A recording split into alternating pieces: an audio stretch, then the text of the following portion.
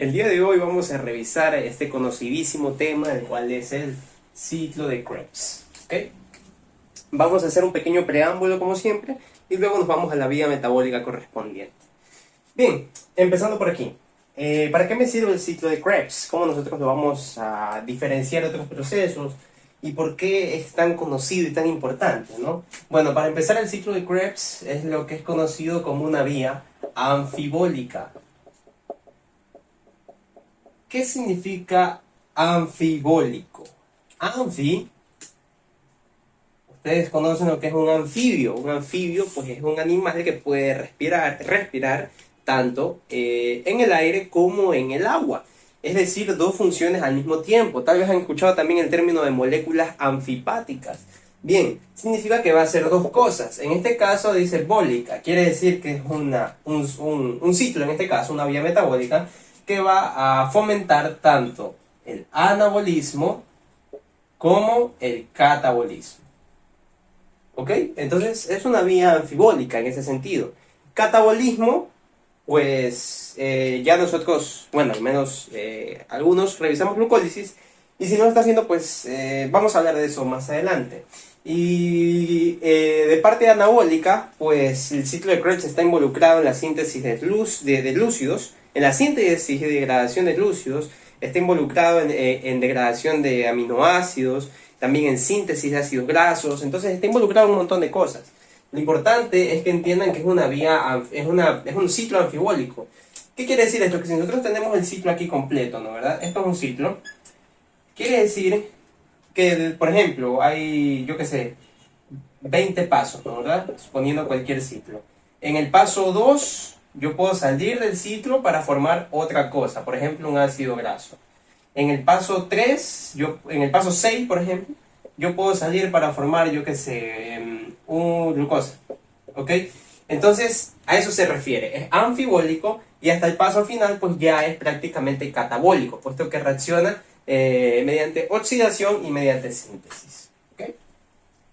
Entonces, ahora ya teniendo claro prácticamente la función y la importancia de este ciclo de Krebs, podemos empezar a hablar de la vía en sí.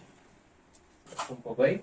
Pero bueno, no de la vía, perdón. Vamos a seguir con un poco de generalidades. Ok, aquí tenemos tres componentes importantes en nuestro estudio.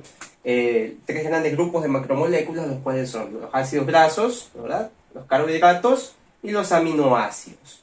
Cada uno, pues, la unidad mínima conocida de lo que viene siendo respectivamente las grasas, los lípidos, los carbohidratos, que viene siendo la glucosa, ¿no? ¿Verdad? La unidad mínima, y los aminoácidos, que son la unidad mínima de las proteínas. Entonces, ¿qué me está queriendo decir esto que yo les puse aquí? Que los tres macronutrientes más importantes, proteínas, carbohidratos y grasas, para su degradación van a terminar convertidos en acetil-CoA. ¿Okay? Este acetil-CoA, si ustedes siguen la secuencia de bioquímica 2, en este caso del tema de glucólisis, en el video de oxidación del piruvato, ustedes van a entender que nosotros tuvimos al final una molécula conocida como acetil-CoA. Acetil significa que tiene dos carbonos. Cada una de estas bolitas es un carbono. Dos carbonos. Y aquí tiene unido un grupo CoA.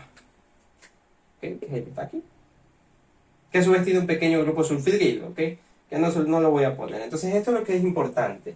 ¿Ya? Entonces estos tres macronutrientes van a terminar en esto que a mí me gusta denominarlo mediador común, puesto que va a proporcionar el inicio para el ciclo del ácido cítrico o ciclo de Krebs. Bien, ya tenemos el acetil-CoA. Ahora, dentro del ciclo de Krebs, ¿no? ¿Verdad? Supongamos, todas estas flechas significan los resultados de la oxidación en el ciclo de Krebs. Esta es la vía catabólica. ¿Cómo voy a catabolizar este acetil-CoA y en qué se va a convertir? Es el ciclo de Krebs. El resultado neto, y esto es importante y lo suelen tomar, van a ser por una molécula, ojo, una molécula de acetil-CoA, vamos a tener como resultado dos moléculas de CO2, ¿ya? Una molécula de GTP, tres NAT reducidos y un FAT reducido. ¿Ok? Recuerden que NAT reducido significa que tiene la H y FAT reducido significa que tiene la H. ¿Ok? Entonces es muy fácil, ¿no? Ese va a ser el resultado neto. Ya vamos a ir verificando en qué momento tenemos todas estas cosas. Esto es lo más importante, en qué fase del ciclo de Krebs, en qué paso vamos a obtener cada uno de estos componentes. Y por último, las notas. Ya hablamos de que es anfibólica. Ahora, hay ciertas enzimas que son más importantes que otras y son las que están en esta nota 2. En este caso son las famosas deshidrogenasas. Estas deshidrogenasas, en este caso, hacen un proceso denominado descarboxilación oxidativa. ¿Ok? Descarboxilación oxidativa. Vamos por partes. Si esa deshidrogenasa hace lo que nosotros denominamos descarboxilación oxidativa, ¿qué significa descarboxilar? ¿Y qué significa oxidar? No sé qué fue, qué letra es esa, pero bueno, descarboxilar y oxidar. Descarboxilar es que si yo tengo una molécula, yo qué sé, con 3 carbonos, mediante una descarboxilación, ahora va a tener 2 carbonos. Cada bolita es un carbono, ¿no? Entonces, descarboxila, le quita un carbono a la molécula. ¿Y cómo es descarboxilación oxidativa? ¿Cómo se va a oxidar? Bueno, utilizando los agentes reductores, ¿no? ¿Verdad? Ya sea NAD, FAD, NADP, FADP. Entonces, va a utilizar estos reductores, en este caso, estos agentes reductores, que pueden ser el NAD,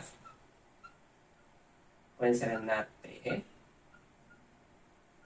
puede ser el FAD. Todos estos agentes reductores los utiliza. Esto yo lo explico un poco más a detalle en el video de glucólisis.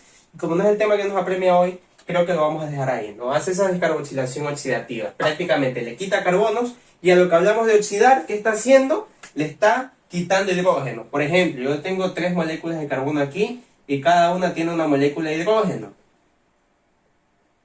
¿Qué hace la oxidación? Bueno, le va a quitar una molécula de hidrógeno a toda la molécula.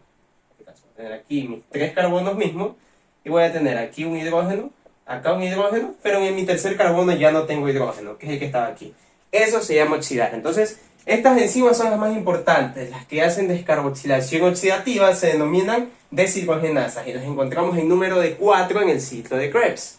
Y por último, es un ciclo relativamente muy fácil de entender, en serio. Es muy sencillo. Y si tienen la oportunidad, creo que si están viendo esto de Bioquímica 1, no van a tener la oportunidad de verlo antes, pero si tienen la oportunidad, entender la glucólisis y la oxidación del piruvato les ayuda muchísimo en esto del ciclo de Krebs. De hecho, esta nota 4, la puse allí como un adherido nada más, puesto que lo que les estoy explicando aquí, lo que les expliqué de qué es descarboxilación oxidativa, por qué se produce, qué es lo que hace, qué es lo que va a generar, es lo que nosotros entendemos previamente con glucólisis y oxidación de piruvato, pero entiendo que hay personas que ven primero ciclo de Krebs y luego ven todas las demás vías metabólicas. ¿Ok? Entonces, sigamos. Voy a borrar todo. Y vamos a empezar con el ciclo, que la verdad no va a demorar nada prácticamente decir el ciclo porque, bueno, sí, pero no es complicado. Es muy sencillo.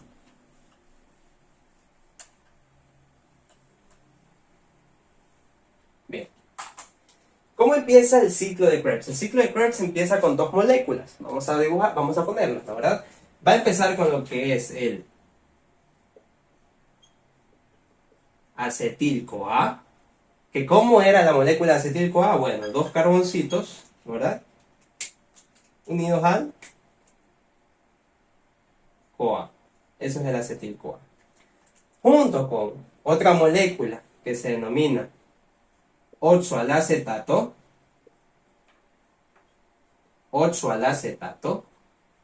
Estas 2 moléculas, el oxoalacetato es una molécula que tiene en este caso 4 carbonos.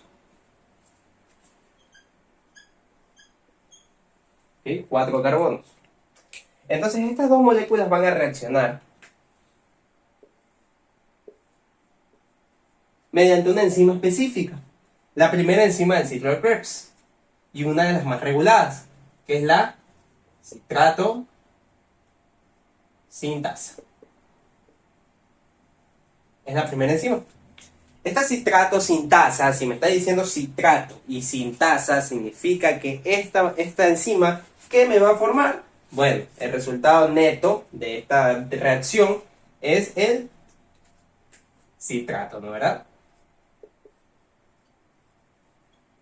El citrato ya viene a ser, si aquí tenía 2 carbonos y acá tenía 4, va a ser una molécula entonces de 4 más 2, 6 carbonos. ¿Ok? Facilísimo, no tiene nada de complicado. El primer paso. Y este grupo CoA se desecha. ¿Ah? Ya se desecha, aquí se va este grupo CoA. Vamos a ponerlo. Se desecha. En realidad se restituye, por así decirlo. Pero eso es un tema un poco más complejo. Sigamos con el ciclo de Krebs. Citrato. El citrato pasa por una doble reacción. Voy a ponerlo así. Primero, el citrato va a pasar a ser... a ver. Va a formar una molécula, un isómero denominado cis-aconitato. Mediante una enzima específica, la aconitasa.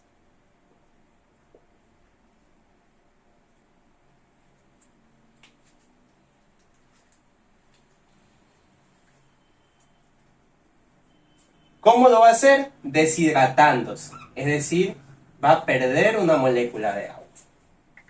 Eso es lo que hace el citrato mediante la aconitasa. La aconitasa lo que hace es que pierde una molécula de agua.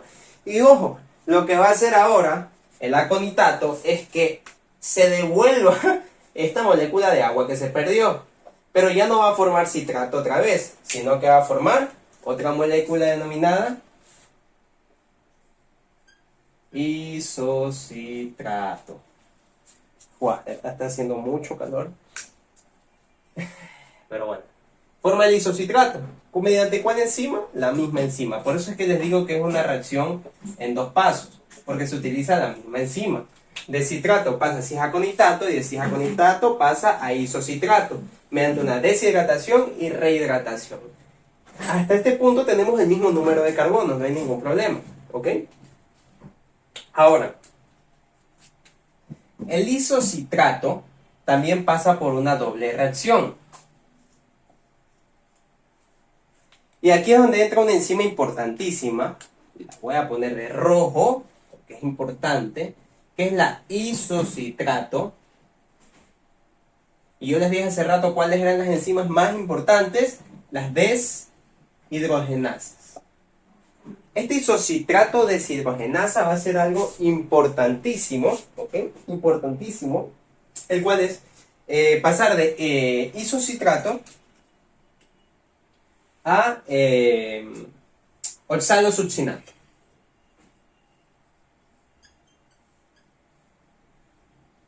Ponerlo por acá porque no me alcanza. Bueno, ¿cómo va a ser? Esta es una reacción en 2 pasos, porque se utiliza la misma enzima. Esta misma enzima la vamos a utilizar otra vez.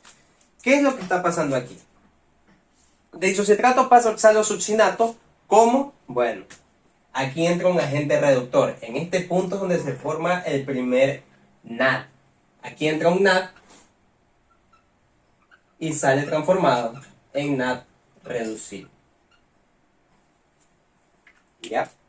Esto es importantísimo. Mediante el isocitrato de deshidrogenasa. Aquí ya se cumplió el primer paso de una deshidrogenasa. ¿Qué hacía la deshidrogenasa? Facilísimo. Descarboxilación oxidativa. Ya está oxidando. Ahora, ¿qué va a pasar en el siguiente paso entonces? Mediante esa misma enzima, que es la isocitrato deshidrogenasa, el oxalosuccinato, ya que está allá, saben que déjenme mejor ponerlo en la hoja. Mediante esa misma enzima, esta misma, el oxalosuccinato va a pasar finalmente algo que muchos de ustedes tal vez les va a ser difícil el nombre al principio, que es el alfa-cetoglutarato. Ok, hasta aquí en el oxalosuccinato, nosotros desde nuestro citrato tenemos ¿cuántos carbonos? 1, 2, 3, 4, 5 y 6. ¿No, verdad? Ahora, ¿qué es lo que está pasando aquí? Fácil. Se va a eliminar un CO2. Y si se elimina un CO2, yo le estoy quitando un carbono a mi molécula. Por lo tanto, hasta aquí yo tenía 6 carbonos. De aquí el alfaceto glutarato va a tener 5. ¿Ok? Sencillo, ¿cierto? Muy fácil. Bien. Después de fíjense que aquí son las dos, para las dos reacciones es la misma enzima, ¿ok? Ahora, del alfaceto glutarato, nosotros vamos a pasar, ¿verdad?, a otro complejo denominado succinil CoA. Succinil CoA. Para entender esta parte de aquí al 100%, es necesario que ustedes conozcan la oxidación del ácido pirúvico o oxidación del piruvato. Tengo un video acerca de eso. En la oxidación del piruvato nosotros encontramos una enzima denominada piruvato deshidrogenasa, la cual tiene una forma muy peculiar de actuar. Y no es solo una enzima, es un complejo enzimático. Tiene una forma muy peculiar de suceder esta reacción de la oxidación del ácido pirúvico. Es lo mismo aquí. Si la otra enzima de la que yo les estoy hablando es la que nosotros conocemos, la voy a poner por aquí como piruvato deshidrogenasa, esta de acá se va a llamar alfaceto-glutarato deshidrogenasa. Es un complejo enzimático formado a su vez por 3 enzimas. Es igualito el piruvato deshidrogenasa al alfaceto-glutarato deshidrogenasa. Y si ustedes entendieron la oxidación del ácido pirúvico, van a entender que el resultado neto de la oxidación del ácido pirúvico era acetil-CoA. Y si yo tengo una enzima muy similar, va a tener un resultado muy similar. En este caso estamos hablando del succinil-CoA. ¿Ok? Ahora, ¿qué rayos es lo que está pasando aquí? Muy fácil. Primero, al ser una deshidrogenasa, tiene que hacer dos cosas, ¿no, verdad? Tiene que pasar a oxidarse mediante la utilización de un NAD. Ojo que aquí ya tenemos nuestro segundo NAD, ¿no, verdad? ¿Se dan cuenta? Ya tenemos acá uno, acá tenemos nuestro segundo. Y asimismo también se va a descarboxilar. Va a eliminar un CO2. Entonces, el alfaceto glutarato, ¿no, verdad?, que tenía 5 carbonos, ahora vamos a tener en el succinil-CoA apenas 4 carbonos, ¿verdad? Recuerdan que en los resultados netos nosotros teníamos que también daban 2 CO2. Bueno, aquí están los 2 CO2 que nosotros hemos utilizado. ¿Ok? Los 2 CO2. ¿Ya? A partir de aquí no vamos a perder más carbono, tranquilos. Porque ¿cuántos carbonos tenía el oxaloacetato? Que es prácticamente ya el resultado final. ¿Ya? Entonces tenemos nuestro succinil-CoA. ¿Pero por qué CoA? Bueno, si la piruvato deshidrogenasa me daba acetil-CoA, que prácticamente me añadía este grupo CoA, entonces aquí yo también voy a tener añadido un grupo CoA. Y uno de los intermediarios aquí también va a ser que vamos a añadir, ¿no, verdad?, un grupo CoA. Entonces miren, 3 cosas en una sola reacción. El NAD, la descarboxilación y el CoA que se lo agrega para acá el succinil-CoA. ¿Ok? Creo que hasta ahí está súper, súper, súper entendible, ¿no, verdad? Entonces, de aquí seguimos ante una enzima importante también, que es esta es la succinato. En este caso, esta es la tioquinasa. Ajá, tioquinasa. ¿Qué va a pasar en esta succinato tioquinasa? Bueno, nosotros sabemos que una quinasa, ¿no, verdad? De alguna forma, de alguna manera, no sé, mediante algún método, ¿no, verdad? Mediante algún método tiene que fosforilar algo. En este caso, actúa sobre un GDP, transformándolo en GTP. Aquí está, recuerdan uno de los productos de la reacción, el GTP, ¿no, verdad? Entonces eso hace la succinato tioquinasa. Y también va a eliminar ese CoA. Lo elimina. Y va a dar como resultado, finalmente, el succinato. Okay, aquí me estoy quedando sin espacio, así que vamos a hacerlo para acá y de nuevo para arriba. Y ya estaría el ciclo. Entonces este succinato a su vez, aquí ya el ciclo, allá era un poquito más complicado. Aquí el ciclo, si ustedes entendieron allá, lo entienden acá perfectamente. El succinato a su vez va a pasar, ahora sí, a conocerse, a transformarse en lo que es fumarato. ¿Okay? ¿Mediante cuál enzima? Asimismo, una succinato, que en este caso es la succinato deshidrogenasa. Si es una deshidrogenasa, esta es una excepción, puesto que ya no descarboxila. Simplemente lo único que va a hacer es actuar un agente reductor. Y digo que actúa un agente reductor porque no va a actuar específicamente el NAT, sino que aquí va a actuar un PA.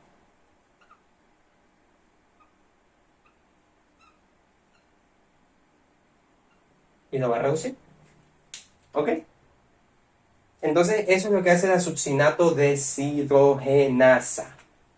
¿Ya? Yo siempre lo asocio porque antes de la F, que es el fumarato, va otra F. Entonces así yo lo asocio. Finalmente, el fumarato va a pasar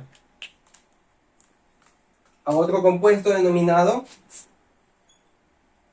malato, de malo. ¿Mediante qué enzima? La enzima fumarasa. Facilísima esta reacción, ¿verdad? Fumarasa. Muy sencilla. No creo que haya nada distinto que acotar ahí. Pasa alguna cosita con el agua, pero nada más allá de lo importante. Ahora, el último paso sí es importantísimo.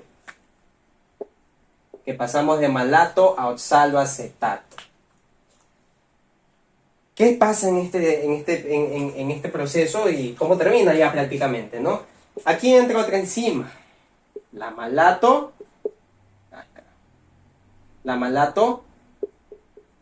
deshidrogenasa.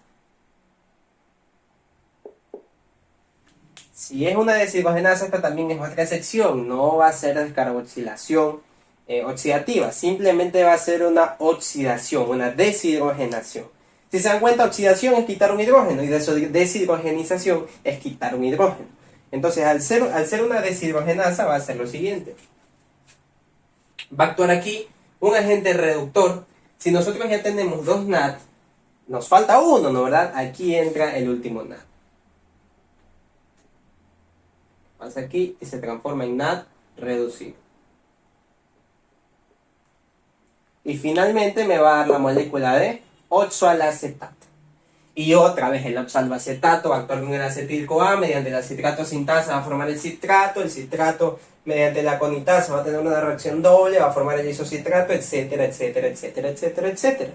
Tengo que cambiarme porque de verdad es un calor tremendo, pero vamos a seguir para ya terminar, ¿no? La malato deshidrogenasa, ¿ok?